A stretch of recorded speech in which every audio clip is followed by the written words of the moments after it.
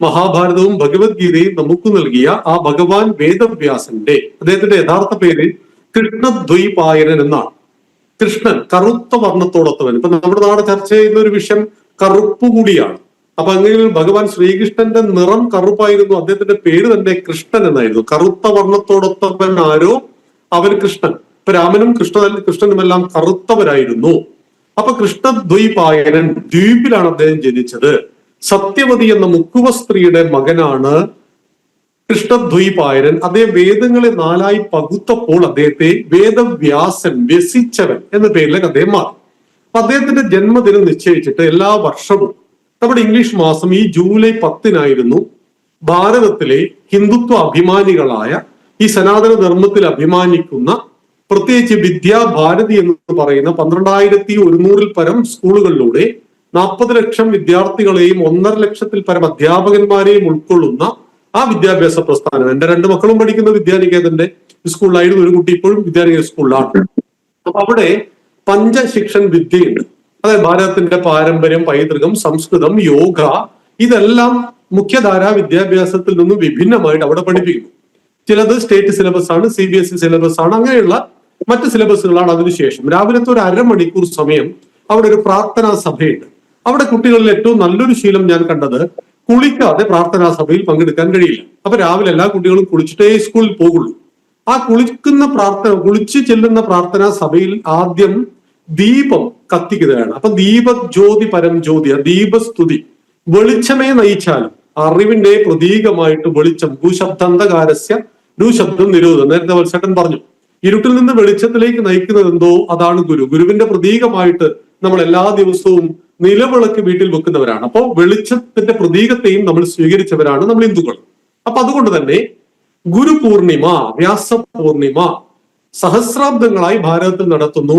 ആ മഹത്തായ പാരമ്പര്യത്തെയും പൈതൃകത്തെയും അഭിമാനത്തോടു കൂടി കാണുന്നവർ ആ ദിവസം ഗുരുപൂജയായിട്ട് വിദ്യാഭാരതിയുടെ, കേരളത്തിൽ അതിന് വിദ്യാനികേതൻ എന്നാണ് പേര്. വിദ്യാഭാരതി എന്ന് പറയുന്നത് ഞാൻ നേരത്തെ പറഞ്ഞു 12,100 പരം സ്കൂളുകളാണ്, 40 ലക്ഷത്തോളം കുട്ടികളെയും 1.5 ലക്ഷത്തോളം അധ്യാപകന്മാരെയും ഉൾക്കൊള്ളുന്ന ഭാരതത്തിലെ നമ്പർ 1 വിദ്യാഭ്യാസ പ്രസ്ഥാനമാണ്. സംഘപരിവാറിന്റെ ഭാഗമാണ്, RSS കുടുംബത്തിന്റെ ഭാഗമാണ്. RSSൽ 100 ജില്ലാ പ്രസ്ഥാനങ്ങളുണ്ട്. അപ്പൊ അതിൽ ഒരു പ്രസ്ഥാനമാണ് വിദ്യാഭാരതി. അപ്പൊ വിദ്യാഭാരതിയുടെ സ്കൂളുകളിൽ വർഷങ്ങളായിട്ട് ഗുരുക്കന്മാരെ പൂജിക്കുന്നു.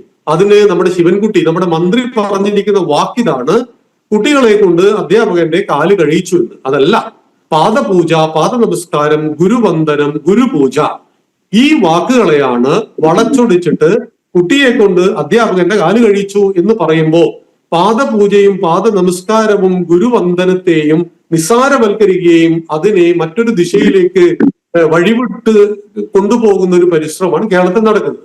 ഇപ്പൊ കമ്മ്യൂണിസത്തെ സംബന്ധിച്ച് അവരിതേ പറയുള്ളൂ. കാരണം എക്കാലത്തും കമ്മ്യൂണിസം ഹിന്ദു വിരുദ്ധമാണ്.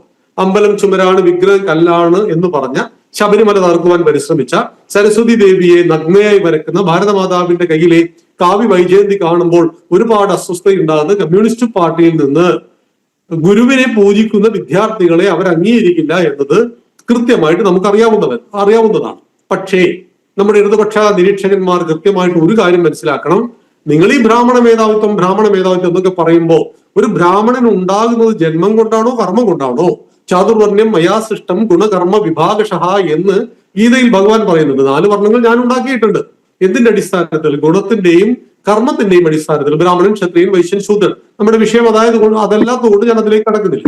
അപ്പോ ബ്രാഹ്മണനായ, ബ്രഹ്മതത്വത്തെ അറിഞ്ഞ ഗുരുനാഥൻ, അദ്ദേഹത്തിന്റെ പാദങ്ങളെ പൂജിക്കുന്ന ഒരു വിദ്യാർത്ഥിക്ക് ആ വിദ്യയുടെ തലത്തിലേക്ക് വരുവാൻ കഴിയും. എല്ലാ കാലത്തും ഗുരുവിനെ പൂജിക്കുകയും ഗുരുവിന് ദക്ഷിണ നൽകുകയും ചെയ്യുന്ന ഒരു പാരമ്പര്യം, ഗുരുകുല വിദ്യാഭ്യാസം. സാന്ദീപനി മഹർഷിയുടെ ആശ്രമത്തിലാണ് ശ്രീകൃഷ്ണനും സുധാമാവും അഥവാ കുചേലനും ഒന്നിച്ചു പഠിച്ചത്. അവർ വിറക് ശേഖരിക്കാൻ പോകുമായിരുന്നു. അതായത് ഗുരുനാഥന്റെ ഭാര്യയ്ക്ക് വേണ്ടി അടുക്കളയിലേക്ക് വിറക് ശേഖരിക്കാൻ പോകുമായിരുന്നു.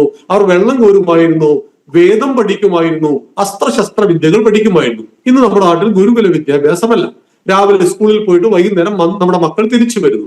അങ്ങനെ സ്കൂളിൽ പോയിട്ട് വൈകുന്നേരം തിരിച്ചു വരുമ്പോൾ അവർക്ക് കെമിസ്ട്രിയും ഫിസിക്സും ബയോളജിയും മാത്തമെറ്റിക്സും കിട്ടുന്നുണ്ട്.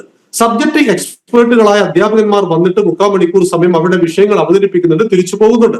പക്ഷേ സാംസ്കാരിക മൂല്യം എവിടെയാണ്? എങ്ങനെയാണ് ഒരാളോട് പെരുമാറേണ്ടത്? എന്തിനാണ് രാവിലെ കുളിക്കുന്നത്? എന്തിനാണ് ശരീരവും മനസ്സും വൃത്തിയായി സൂക്ഷിക്കുന്നത്? എന്താണ് എന്റെ പാരമ്പര്യം, എന്റെ പൈതൃകം എന്താണ്? ഭാരതം എന്ന് പറഞ്ഞ എന്റെ മണ്ണിന്റെ പേരിന്റെ അർത്ഥം എന്താണ്?